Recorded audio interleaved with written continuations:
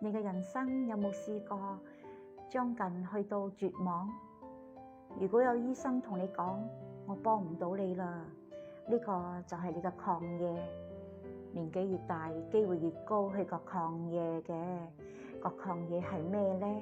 個曠野就係你去到嗰度有人嘅，不過啲人係自私嘅，因為啲人要搞掂自己嘅生命安危同兩餐，佢唔得閒理你，佢搞掂佢自己先。如果唔係會餓死噶，俾你不如留翻俾自己，聽日食好過啦。一個自私殘忍嘅地方，機會好大係曠野，因為曠野好少嘢食噶。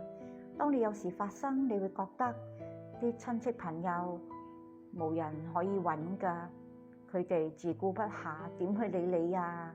曠野唔係一個咁多希望求到人嘅地方，亦可能係曠野嘅資源好弱，你求救好耐都冇回音噶。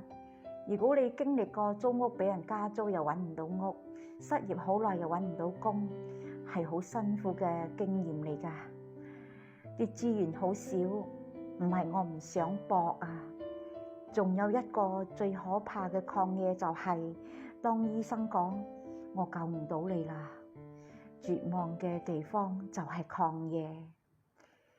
好多人死喺曠野，但係神帶我去曠野認識我自己，俾我有機會翻轉頭。